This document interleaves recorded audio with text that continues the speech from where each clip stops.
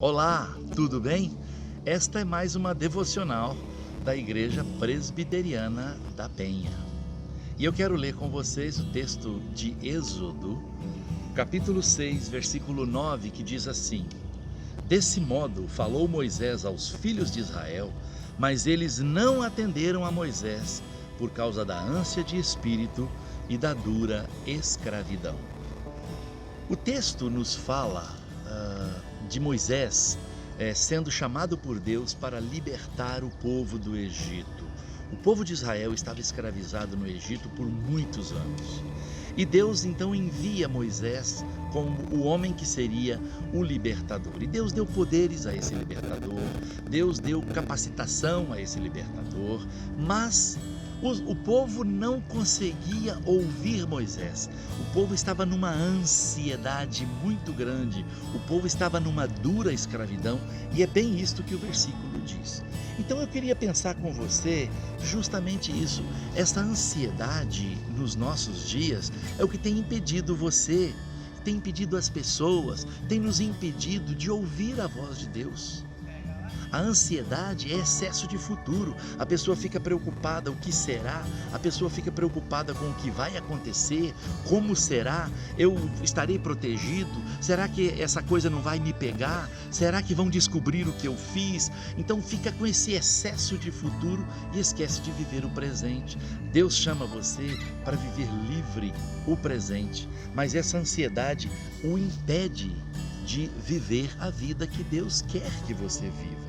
Portanto, essa ansiedade não pode fazer parte da sua vida. Aqui também fala da dura escravidão. Talvez você possa dizer, mas eu não sou escravo. Eu concordo com você, você não é escravo como o povo de Israel estava escravo naquela situação. Mas, ao mesmo tempo, você é escravo do pecado. Jesus certa vez disse para os religiosos de sua época que eles eram escravos do pecado, porque todo aquele que pratica o pecado é escravo do pecado. Agora, qual a consequência disso? A ansiedade e a dura escravidão impede você de viver livre, viver a vida que Deus quer que você viva. A ansiedade e a dura escravidão impede você de desfrutar de um lugar bonito como esse que nós temos, da sua vida em família, do apartamento que você comprou, o carro novo que Deus te deu.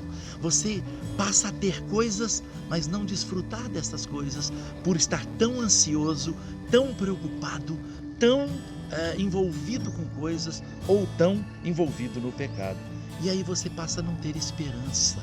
É essa esperança que Deus quer que nós alimentemos para o futuro.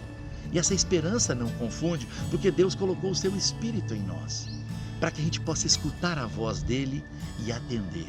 Jesus certa feita diz, e eu digo isso para terminar: Vinde a mim todos os que estão cansados e sobrecarregados, e eu vos aliviarei.